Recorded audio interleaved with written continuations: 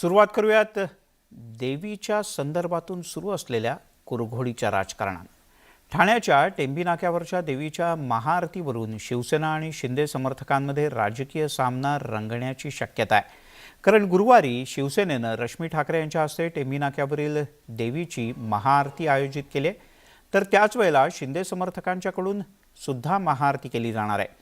शिंदे समर्थकांच्या बंडामुळे शिवसेना विरुद्ध शिंदे समर्थक असा राजकीय संघर्ष इथे सुद्धा पाहायला मिळणार आहे। त्यामुळे यंदा केवळ रश्मी ठाकरे टेंभी नाक्यावरच्या देवीच्या महाआरतीसाठी ठाण्यात हजेरी लावणार का संपूर्ण ठाकरे कुटुंब महाआरतीसाठी येणार हे पाहणं महत्त्वाचं आहे।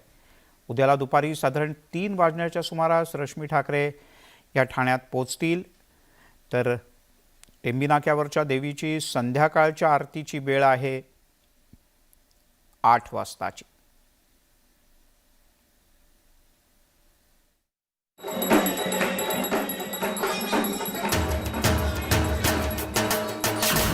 महाआरतीवरून ठाण्यात राजकारण, ठाकरे विरुद्ध शिंदे समर्थकांमध्ये संघर्ष, टेंभी नाक्यावर कोण महाआरती करणार? ठाण्यात आरतीवरून हाय व्होल्टेज ड्रामा।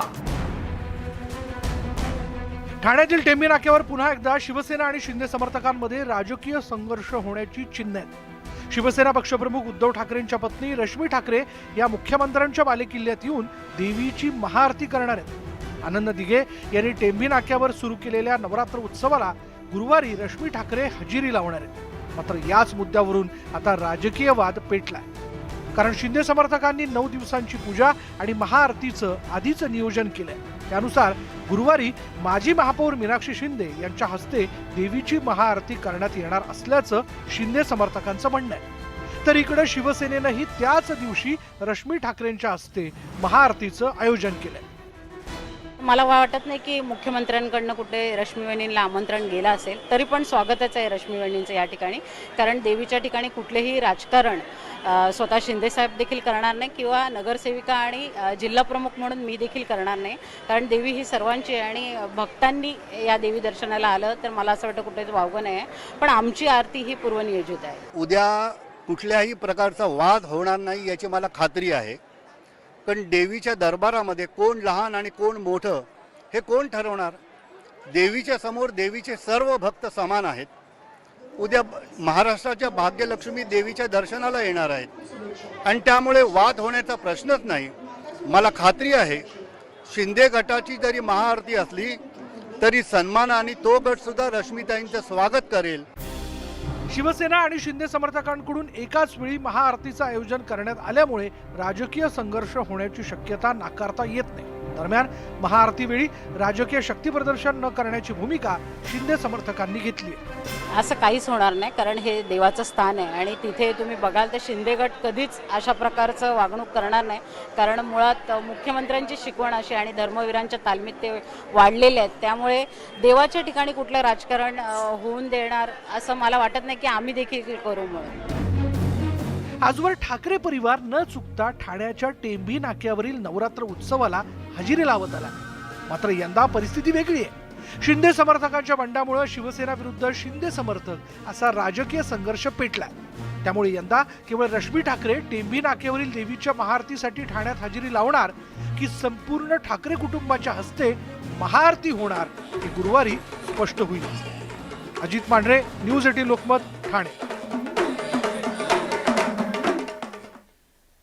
तिकडे नवरात्रोत्सवात ठाण्याच्या टेंभी नाक्यावरील देवीला विशेष महत्त्व प्राप्त झालंय।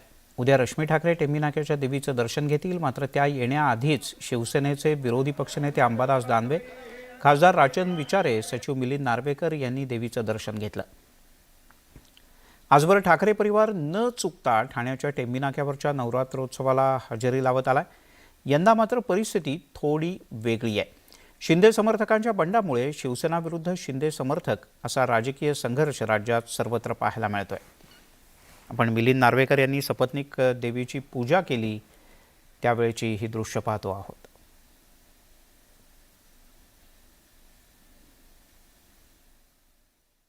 बदलणे नियमित जसं शेड्यूल आहे तसंच इथं होणार आहे। मी आता आपल्या बोलल्यानंतर मी बोललो तिथे कोणताही शेड्यूल बदलले. रश्मी वहिनी ठाकरे ह्या ज्यांचं जे शेड्यूल ठरलं त्याप्रमाणे ते होणार आहे.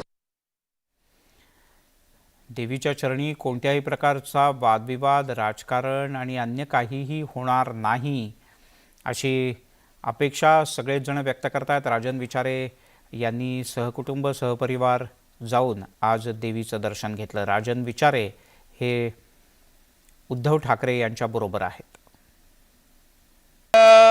देवीच्या दरबारामध्ये कोणाला यायला बंधन काही नसतो आणि ही तर दिघे साहेबांची देवी आहे.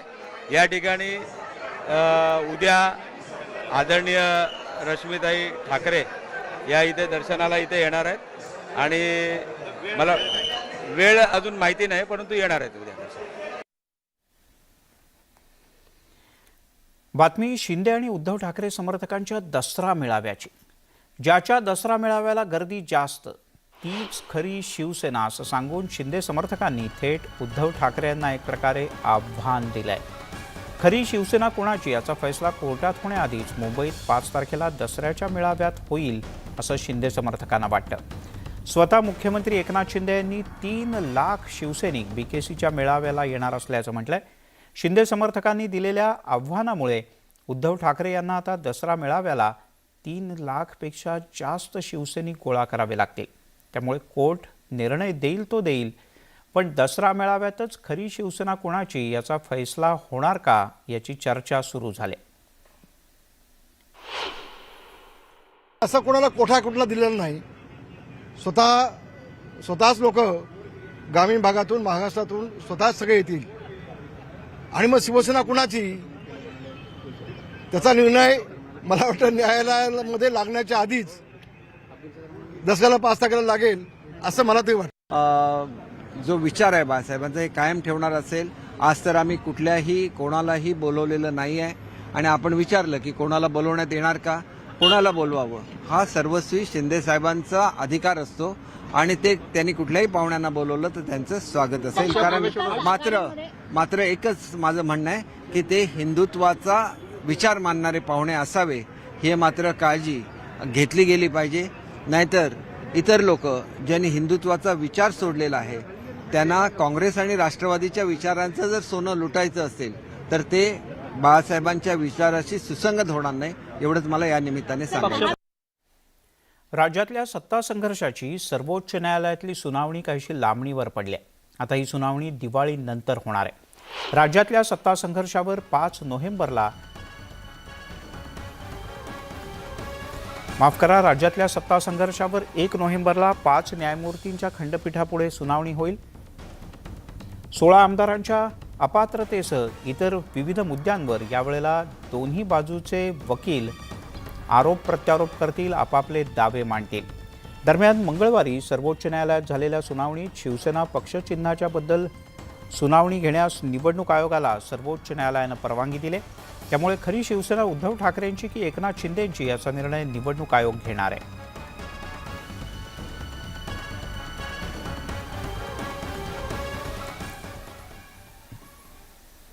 मुंबई भाजपचे अध्यक्ष आमदार आशिष शेलार यांनी उद्धव ठाकरे आणि शिवसेनेवर पुन्हा एकदा जोरदार हल्ला चढवलाय. सामनातल्या लेखाला त्यांनी प्रत्युत्तर दिलंय. त्यामुळे मुंबई मनपाच्या निवडणुकीपूर्वीच उद्धव ठाकरे यांची सेना आणि भाजपमधला सामना आणखीन रंगताना पाहायला मिळतोय. जळजळीवर मळमळीवर घ्या ना धौतीयो. उत्सवी सरकारमुळे शिवसेनेच्या पोटात मळमळ. जळजळीवर सेनेला धौतीयोग घेण्याचा शेलारांचा सल्ला. सण समारंभाबाबत शिंदे फडणवीस सरकारच्या उत्सवी धोरणावर सामनाच्या अग्रलेखातून टीका करण्यात आली. कमळाबाईचा मराठी दांडिया या शीर्षकाखाली सरकारवर टीका करण्यात आली. याचा भाजप नेते आशिष शेलार यांनी कठोर शब्दात समाचार घेतलाय. ज्यांनी राम वर्गणीची खिल्ली उडवली, ज्यांनी 2.5 वर्ष मंदिरात देवाला बंदिवान केलं, ज्यांनी दहीहंडी, गणेशोत्सव, नवरात्रोत्सव बंद करायला लावले, त्यांना आता शिंदे फडणवीस सरकार आल्यानंतर मुंबईत उत्सवाची धूम सुरू आहे हे पाहून पोटात मळमळ होतीये, मुरड मारतीये, म्हणून हे जळजळ व्यक्त करतायत. ज्यांना मराठी माणसाचे उत्सव आणि आनंद बघून मळमळ जळजळ होतीये त्यांना आमचा एकच सल्ला आहे, मग घ्या ना धौतियो अशा शब्दात ट्विटरवरून शिवसेनेला प्रत्युत्तर दिलं गेलंय. तुमची पोटदुखी ही जनता समजून घेत आहे. तुमच्यासारखे मतासाठी लाचार असणारे पक्ष हे या देशामध्ये आहेत. हेच या देशाच्या राजकारणामधलं चिंतन मंथन करणारी आवश्यकता व्यक्त करते. भाजपच्या या टीकेनं शिवसेना चांगलीच चवताळली आहे. शब्दांचे फवारे उडवण्यामध्ये आशिष शेलार माहीर आहेत. सात्विक भाव हा जरी किती असला तरी एन्जॉय करणं, आनंद घेणं हा जास्त असतो आणि तो घेतला पाहिजे. त्याच्यामध्ये तुमचं राजकारण का वळवळतंय? मुळात मुद्दाम तुम्ही जे काय म्हणताय, वळवळतंय, तळमळतंय, घेणा बाबा धोती चोरणं, ते तुम्ही घ्या. महाविकास आघाडी सरकार हिंदू सण उत्सव विरोधक होते, तर शिंदे फडणवीस सरकार हिंदू धार्जिणे हे सामान्यांच्या मनावर ठसवण्यात भाजप बऱ्याच प्रमाणात यशस्वी होतंय. याची मोठी किंमत उद्धव ठाकरे समर्थकांना मोजावी लागण्याची शक्यता आहे. विशाल पाटील, न्यूज 18 लोकमत, मुंबई. राज्यात स्थापन झालेल्या नव्या सरकारनं पुन्हा एकदा शेतकऱ्यांसाठी काही महत्त्वाचे निर्णय घेतले. शेतकऱ्यांना वर्षाकाठी 2 लाख कृषी सौर पंप देण्याचं आमचं ध्येय असल्याचं राज्याचे उपमुख्यमंत्री देवेंद्र फडणवीस यांनी म्हटलंय.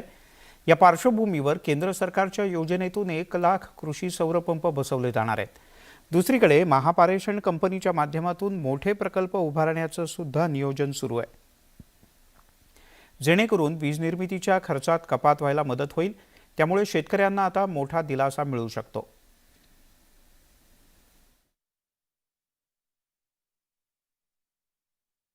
शेतकऱ्यांकरता 2 लाख सौर कृषी पंप हे टार्गेट आम्ही यावर्षीचं ठरवलेलं आहे. केंद्र सरकारची माननीय मोदीजींची कुसुम योजना आहे. या योजनेच्या अंतर्गत 1 लाख सौर कृषी पंप हे मेळा त्या ठिकाणी लावेल आणि 1 लाख महावितरण लावेल. यासोबत जवळजवळ 2022 मार्चपर्यंतचं सगळं पेड पेंडिंग जे आहे ते देखील पूर्ण करण्याचं काम हे आम्ही या निमित्ताने करणार आहोत.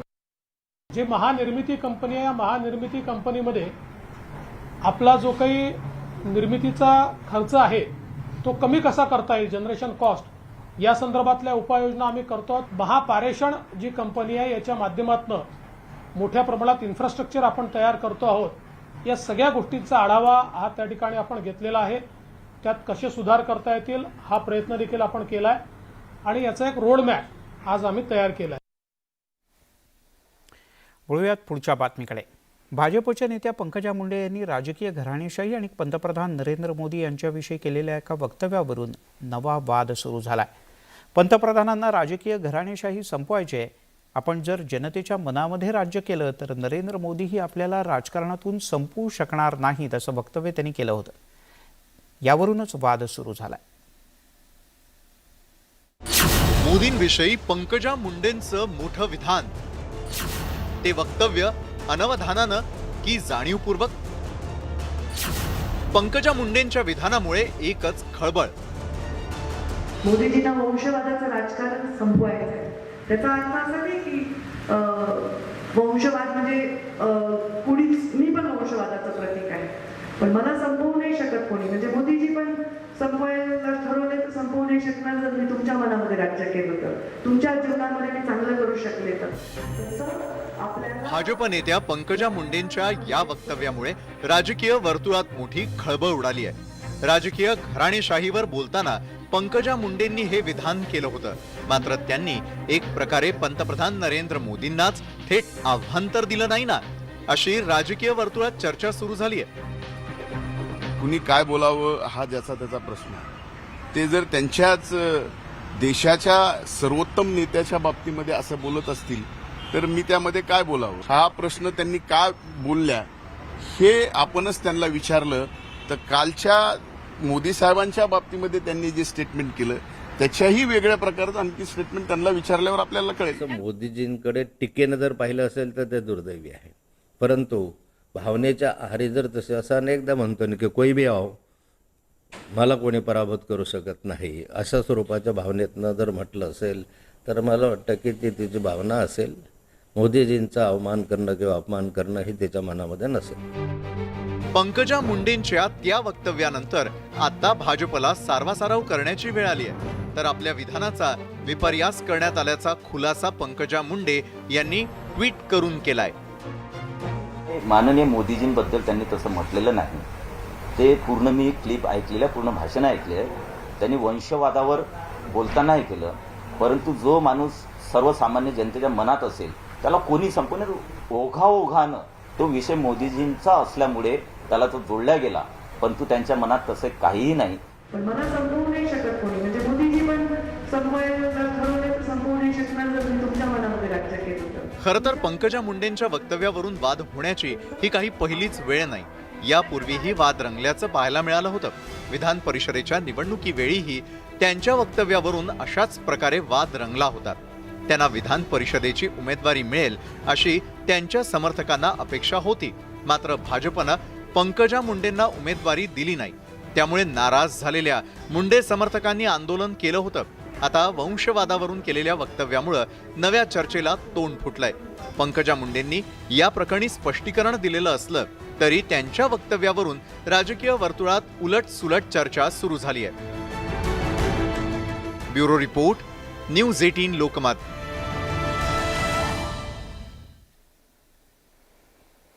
पाहूयात याचे पडसाद भाजपात किंवा बाकी ठिकाणी काय उमटतात ते. तिकडे राज्यातील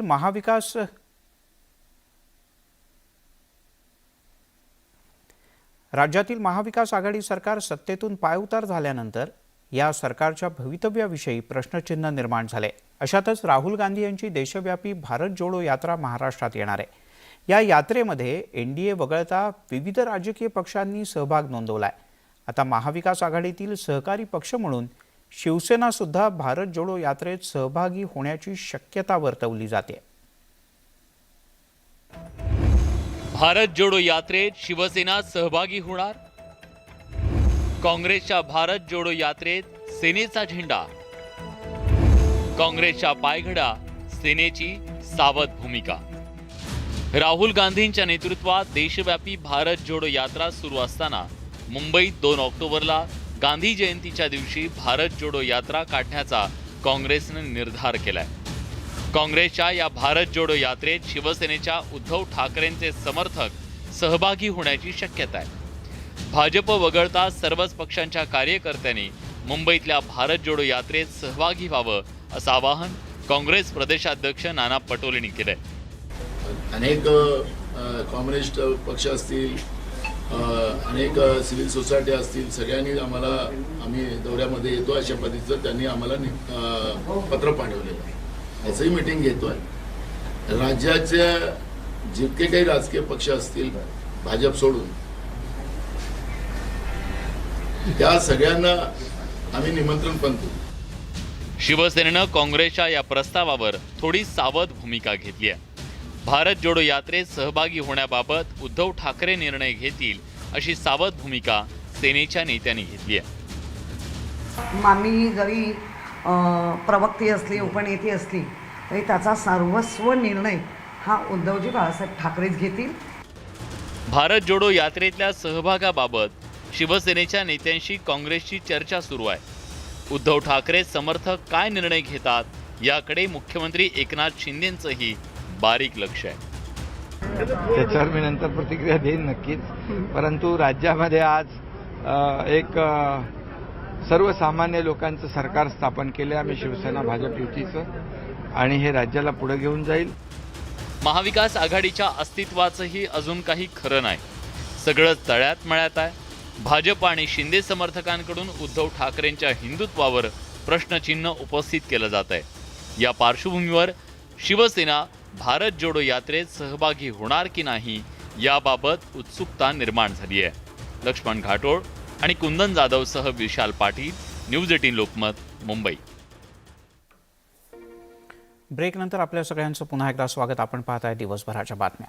मनी लॉन्ड्रिंग प्रकरणाच्या आरोपाखाली अटकेत असलेले माजी गृहमंत्री अनिल देशमुख यांच्या जामीन अर्जावरची सुनावणी तातडीनं पूर्ण करा असे आदेश सर्वोच्च न्यायालयानं दिल्यानंतर आज मुंबई उच्च न्यायालयात अवघ्या 2 दिवसात या सगळ्या विषयावरची सुनावणी पूर्ण झाली. मात्र मुंबई उच्च न्यायालयानं या विषयावरचा निकाल राखून ठेवलाय. मुंबई पोलीस आयुक्त परमबीर सिंग तसंच पोलीस निरीक्षक सचिन वाझे यांनी 100 कोटी रुपयांची खंडणी गोळा करण्यास सांगितलं असल्याचा अनिल देशमुख यांच्यावर आरोप आहे. सीबीआयनं गुन्हा दाखल केल्यानंतर ईडीनं देखील या प्रकरणात कारवाई केली. अनिल देशमुख सध्या आर्थर रोड कारागृहात न्यायालयीन कोठडीत आहेत.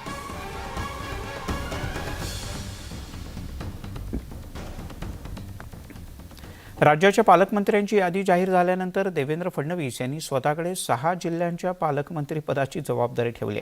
यावर काँग्रेसचे प्रदेशाध्यक्ष नाना पटोले यांनी टीका केली.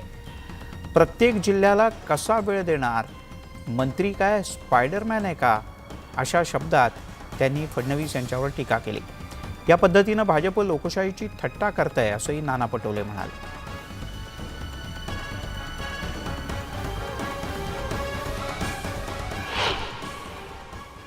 हा जिल्ह्याला एक पालकमंत्री, म्हणजे त्याला आपण ते एक लहान पोरांचं किंवा एक स्पायडरमॅन जसा राहायचा तो, अशा पद्धतीचं आज पालकमंत्री होत असेल तर कुठल्या जिल्ह्याला नाही मिळणार आणि काय करणार, किती वेळ देणार पालकमंत्री, हाही प्रश्न या ठिकाणी निर्माण होणार. एनआयएच्या छाप्यामुळे चर्चेत आलेल्या PFI संघटनेवर अखेर केंद्रीय गृह मंत्रालयानं कारवाईचा बडगा उगारला. केंद्र सरकारनं 5 वर्षांसाठी या संघटनेवर बंदी घातली. त्यामुळे या संघटनेशी संबंधित सगळ्यांचंच धाबदण आणलंय.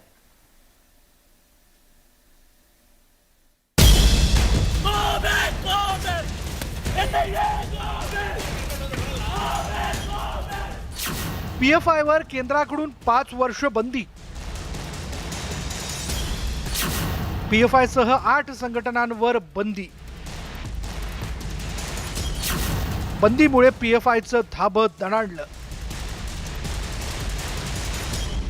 PFI अर्थात पॉप्युलर फ्रंट ऑफ इंडिया या संघटनेवर केंद्र सरकारनं कारवाईचा बडगा उगारलाय.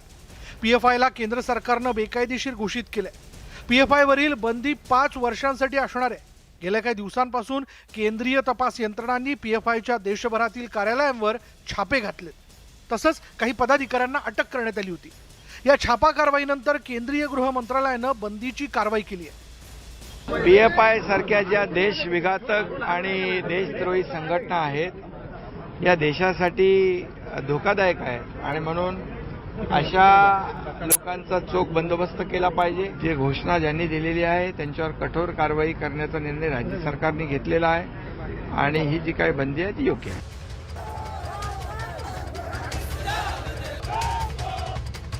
एनआयएच्या छाप्यानंतर विविध संघटनांनी PFI वर बंदीची मागणी केली होती. आता केंद्राच्या कारवाईनंतर विविध राजकीय संघटनांनी त्याचं स्वागत केलं. पुण्यात मिठाई वाटून मनसैनिकांनी आनंद साजरा केला. प्रत्येक राज्याला आता त्या ठिकाणी कारवाई करण्याच्या संदर्भातलं नोटिफिकेशन जे आहे ते जारी करायचं आहे.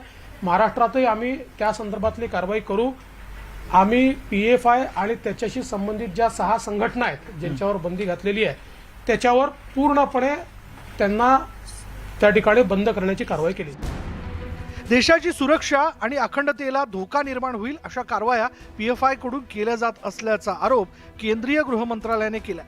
तसंच देशातील शांतता आणि धार्मिक सौहार्दाला धोका निर्माण करण्याचा प्रयत्न या संघटनेकडून केला जात होता.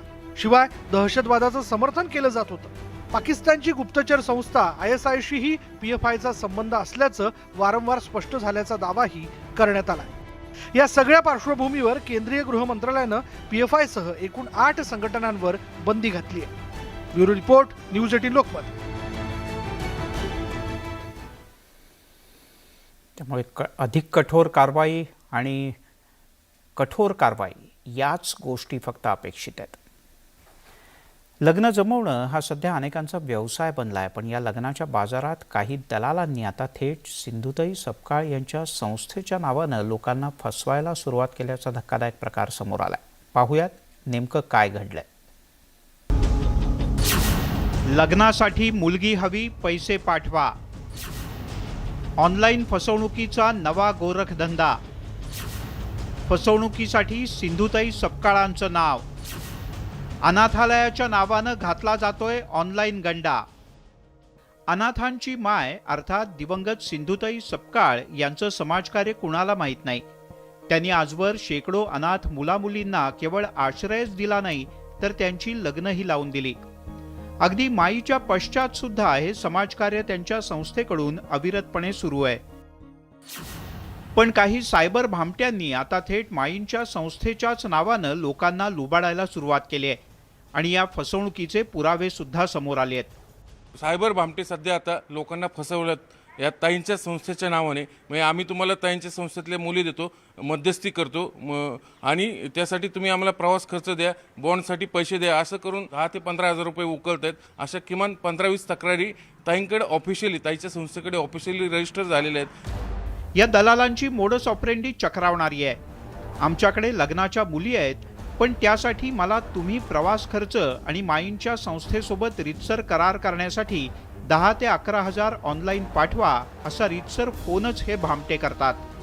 बरं, समोरच्यांचा विश्वास बसावा म्हणून हे भामटे मुलींचे फेक फोटो आणि प्रोफाईल तात्काळ व्हॉट्सअप करतात. धक्कादायक बाब म्हणजे सिंधुताई सपकाळ यांच्या आश्रमाच्या नावानं ही फसवणूक सुरू आहे. म्हणूनच संस्थेनं या संदर्भात रीतसर पोलिसात तक्रार दाखल केली आहे.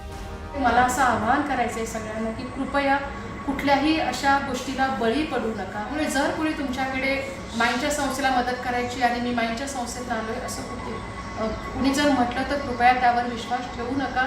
आमचे मोबाईल नंबर सगळीकडे व्हायरल आहेत. जर आपण sindhutaisapkal.org या वेबसाईटवर गेलात किंवा ममता बालसदनचं फेसबुकवर पेज आहे, सन्मती बालनिकेतनचं फेसबुकवर पेज आहेत, आम्ही सगळीकडे आहोत.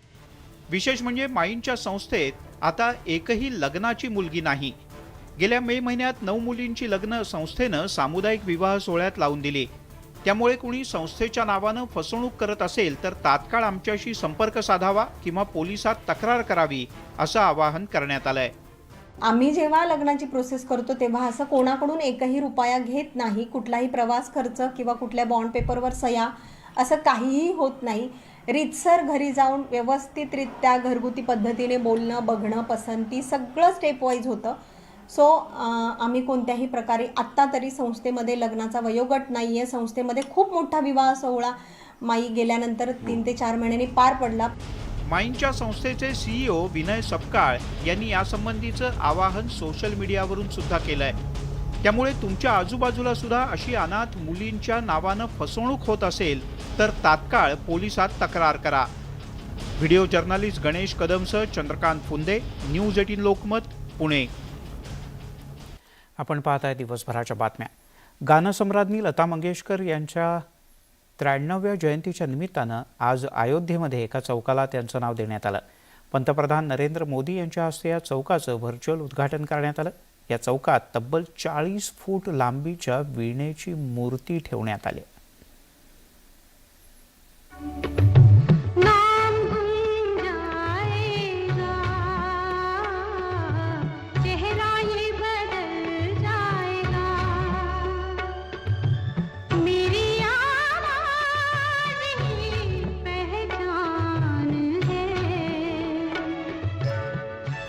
देशातल्या प्रत्येक हृदयाचा आवाज म्हणजे लता मंगेशकर.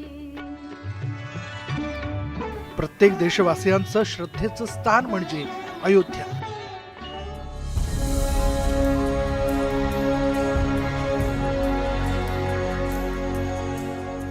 त्यामुळे श्रद्धास्थान असलेल्या अयोध्येतल्या या चौकाला देशाच्या हृदयाचा आवाज असणाऱ्या लता मंगेशकरांचं नाव देण्यात आलं. आणि या चौकातली ही वीणा लता मंगेशकरांचा स्वर कायम छेडत राहील. 40 फूट आणि 14 टन वजनाची ही वीणा राम सुतार यांनी तयार केली आहे. पंतप्रधान नरेंद्र मोदींनी ऑनलाईन उद्घाटन करत लता मंगेशकर यांच्या आठवणींना उजाळा देत आदरांजली अर्पण केली. साधना लता जी ने की, वरदान हम सबको मिला. अयोध्या में लता मंगेशकर चौक पर स्थापित की गई मां सरस्वती की ये विशाल वीणा संगीत की उस साधना का प्रतीक बनेगी. अयोध्येतला लता मंगेशकर चौक तब्बल 8 कोटी रुपये खर्चून तयार करण्यात आलाय. या चौकात बसवलेली वीणा आकर्षणाचं केंद्र ठरू लागली आहे. लता मंगेशकर यांच्या निधनानंतर उत्तर प्रदेशचे मुख्यमंत्री योगी आदित्यनाथ यांनी अयोध्येतील नया घाट त्यांच्या नावानं विकसित करण्याची योजना जाहीर केली होती. 92 वर्षों का जीवन उन्होंने जिया था. चौक में 92 कमल उनके 92 वर्षों के जीवन की यात्रा को प्रतिध्वनित करते हैं. 7 स्तंभ हैं संगीत के 7 स्वरों का प्रतिनिधित्व करते हुए. निरंतर भगवान राम के भजन लता दीदी के श्रीमुख से वहां पर भजन निरंतर लोगों को सुनते हुए दिखाई देंगे. लता मंगेशकर यांनी तब्बल 25,000 गाणी गायली आहेत. त्यात मराठी, हिंदीसह इतर प्रादेशिक भाषांचाही समावेश आहे. जगातल्या इतर भाषेतली गाणीही त्यांनी गायली आहेत. त्यामुळे दिवस असो की रात्र प्रत्येक क्षणी लता मंगेशकरांचा स्वर्गीय स्वर जगभरात गुंजत राहतो. आणि आता या चौकातली ही वीणा लता मंगेशकरांच्या स्वराची मंजूळ साक्ष जगाला देत राहील. Bureau report, news 18 Lokmat.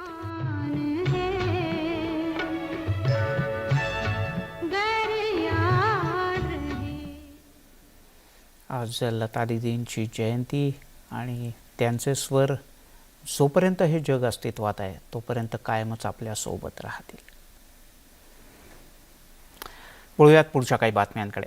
मुंबईकरांचा प्रवास पुन्हा एकदा महाग होणार आहे, कारण येत्या 1 ऑक्टोबरपासून रिक्षा आणि टॅक्सीच्या भाड्यात वाढ होते. काळी पिवळी रिक्षा आणि टॅक्सीसह कूल कॅबचा प्रवाससुद्धा महागणार आहे. रिक्षाच्या भाड्यात 2 रुपये, टॅक्सीच्या भाड्यात 3 रुपये तर कूल कॅबच्या दरात 7 रुपयांची वाढ होणार आहे. मुंबई महानगर क्षेत्र परिवहन प्राधिकरणानं यावर शिक्कामोर्तब केलं आहे. सर्वसामान्य नागरिकांच्या खिशाला ही कात्रीच आहे. रिक्षाचं पहिल्या टप्प्याचं किमान भाडं हे आता 21 रुपयांवरून 23 रुपये होईल. टॅक्सीचं किमान भाडं 25 रुपयांवरून 28 रुपये होईल. तर कूल कॅबचं सुद्धा भाडं वाढणार असून 1.5 किलोमीटरसाठीचं किमान भाडं 33 रुपयांच्या ऐवजी आता 40 रुपये होणार आहे. एक नजर टाकूयात कशा प्रकारचे दर असतील. 1 ऑक्टोबरपासूनचे जुने दर. रिक्षासाठी 21 रुपये, आता नवीन दर 23 रुपये. टॅक्सीसाठी आधी 25 रुपये मीटर होतं, आता 28 रुपये मीटर झालंय. कूल कॅबसाठी जुना दर होता 33 रुपये, तर आता नवीन दर 40 रुपये आहे.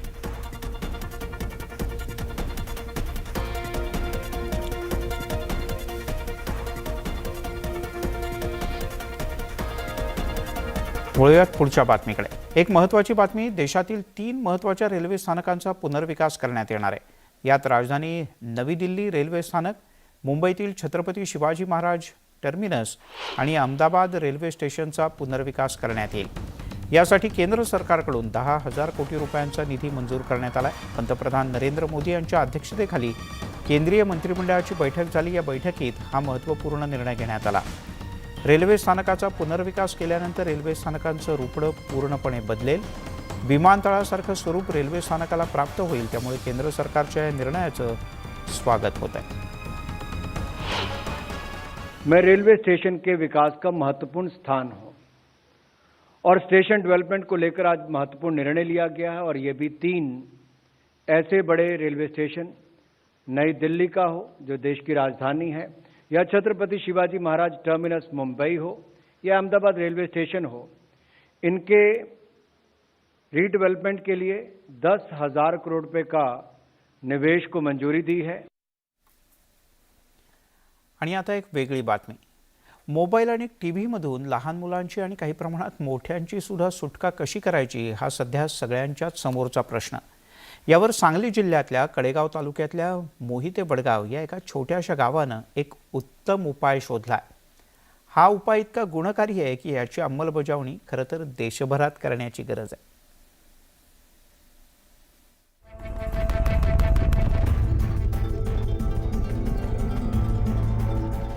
आजकाल टीव्हीवरच्या मालिका आणि हातात आलेला मोबाईल यामुळे समाजात अनेक गोष्टी घडताना पाहायला मिळतात. नव्या साधनांचा दुष्परिणाम वेगवेगळ्या माध्यमातून मोठ्या प्रमाणात होताना दिसतो. या परिणामांच्या पार्श्वभूमीवर सांगली जिल्ह्याच्या कडेगाव तालुक्यातल्या मोहिते वडगाव या छोट्याशा गावानं एक नवीन उपाय शोधलाय. ग्रामसभेत अनेक महिलांनी मुलं तासनतास मोबाईलवर चिकटून असतात, त्यामुळे अभ्यासाकडे दुर्लक्ष होतं असं गाऱ्हाणं मांडलं. तर महिला सुद्धा टीव्हीमध्ये गुंतत असल्याचं सगळ्यांनी मान्य केलं. यावर सगळ्या गावानं एकमुखानं मार्ग काढला. आपल्या गावातील मुलं आपल्या गावात शिकली पाहिजेत ही भूमिका घेऊन आम्ही या ठिकाणी हा उपक्रम या ठिकाणी राबवायचा निर्णय घेतला. आणि या उपक्रमामध्ये माझ्या गावानं मला चांगली साथ दिली. एक सायंकाळी 7 वाजता माझ्या गावावरती मंदिरावरती मी एक सायरन बसवलेला आहे. तो सायरन 7 वाजता वाजला की सर्व विद्यार्थी अभ्यासाला बसतात आणि घरातील टीव्ही आणि मोबाईल या 1.5 तासाच्या कालावधीमध्ये बंद केला जातो. विशिष्ट टीव्ही मालिका आणि मोबाईल यामुळे मुलांच्या अभ्यासावर अधिक परिणाम होत असल्याचं पुढे आलं होतं.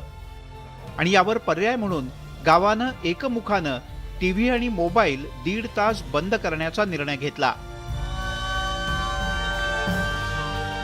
आता गावातल्या मुलांमध्ये सकारात्मक बदल दिसून आलाय. आम्हाला या सायरनमुळे वेळेचं नियोजन करण्यामध्ये मदत मिळाली आणि त्यानंतर अभ्यासाचं नियोजन करण्यात सुद्धा आम्हाला बरीच मदत मिळाली. आणि या अभ्यासाच्या कायमपणामुळे काय झालं तर आम्हाला परीक्षेमध्ये सुद्धा भरघोस यश मिळालं. पूर्वी मुलं सगळी ग्राउंडवर असायची, खेळायची आणि पूर्वी अभ्यासाला कोण बसत नव्हतं इतकं. पण सायरन चालू झाल्यापासून आता सर्व मुलं अभ्यासाला बसतात. 100% तर सगळे अभ्यासाला बसायला लागलेले आहेत. आता मुलांच्या अभ्यासासाठी दररोज संध्याकाळी 7 ते 8:30 पर्यंत गावातले सगळे टीव्ही आणि मोबाईल बंद असतात.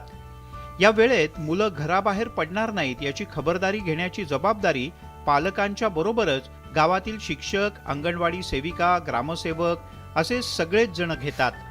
माझा मुलगा आता 4थीत आहे, तर तो अतिशय म्हणजे इतका अभ्यासात इन्व्हॉल्व झाला आहे की बस भोंगा वाजला की तो स्वतः मला आठवण करून देतो, आई भोंगा वाजला, टी व्ही बंद कर पटकन. आणि आज काय इतक्या पद्धतीने तो अभ्यासाला रुळला आणि त्याच्यानंतर माझं कुटुंब पण त्या अनुषंगानं त्याच्याकडे फोकस करायला लागलं. ज्यावेळेस मुलं अभ्यासाला बसतात आणि मालिका बघण्याचं आपलं म्हणजे नाही बघितलं तर आपल्याला चालते, कारण आपलं लक्ष आता मुलांच्याकडे जातंय, मुलं अभ्यास करतात. गावानं एकमुखानं घेतलेल्या या निर्णयाचं आता सगळ्या पंचक्रोशीत अनुकरण होऊ लागलंय. हे मोबाईल तर एवढं प्रस्त वाढलेलं आहे की मोबाईलमुळं किती मोठ्या प्रमाणात आज मुलांचं नुकसान झालेलं आहे. कोरोनाच्या 2 वर्षाच्या काळामध्ये सगळ्या मुलांनी आता ऑनलाईन अभ्यास केला आणि खरं तर आता अभ्यासामध्ये बसायचं एक क्षमता मुलांच्यामध्ये राहिलेली नाही. कारण वाचलं पाहिजे, पुस्तक वाचलं तरच मुलगा शिकू शकतो आणि वाचन चळवळ वाढवली पाहिजे आणि ज्ञानार्जनासाठी मुलांना बसलं पाहिजे, चिंतन केलं पाहिजे, अभ्यास केला पाहिजे, ही भावना मुलांच्यामध्ये आज वाढीला लागली. आज मी जिल्ह्यामध्ये फिरते, प्रत्येक गावामध्ये फिरते, तेव्हा लोक आवर्जून विचारतात की खरोखरच मोहिते वडगावमध्ये हा जो उपक्रम आहे अतिशय सुंदर उपक्रम आहे. आज देवराष्ट्र जवळ आहे, असंच जवळ आहे, हा भोंगा तिथं ऐकू जातो. तो भोंगा वाजल्यानंतर त्या गावातली मुलं अभ्यासाला बसतात. ह्याचं मला कौतुक वाटतं. जगभरातले शिक्षण तज्ज्ञ मोबाईलमधून आपली सुटका कशी करून घ्यायची याचा मार्ग शोधतायत. पण सांगलीच्या कडेगाव तालुक्यातल्या मोहिते वडगाव या छोट्याशा गावाला सापडलेला उपाय खूपच कौतुकास्पद आहे असंच म्हणावं लागेल. आसिफ मुरसल, न्यूज 18 लोकमत, सांगली. गावचं किंवा शहराचं राहू दे, पहिल्यांदा आपल्या घरात करून बघूयात का? ज्येष्ठ वकील आर व्यंकटरामाणी यांची भारताचे नवे अटर्नी जनरल म्हणून नियुक्ती करण्यात आली. 3 वर्षांच्या कालावधीसाठी त्यांची नियुक्ती करण्यात आली आहे. व्यंकटरामाणी हे ज्येष्ठ कायदेतज्ञ आहेत. सर्वोच्च न्यायालयातल्या कामकाजाचा सुद्धा त्यांचा मोठा अनुभव आहे.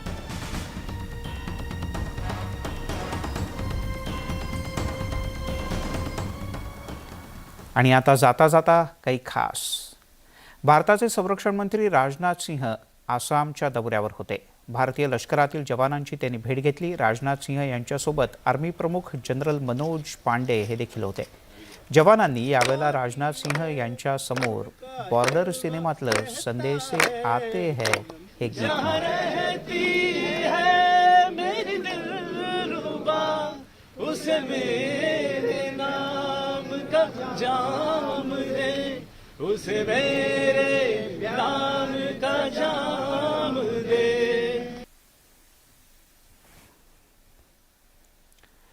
यासोबतच दिवसभराच्या बातम्यांमध्ये इथेच थांबूया. ताज्या बातम्यांचा ओघ न्यूज 18 लोकमतवर सुरूच राहील.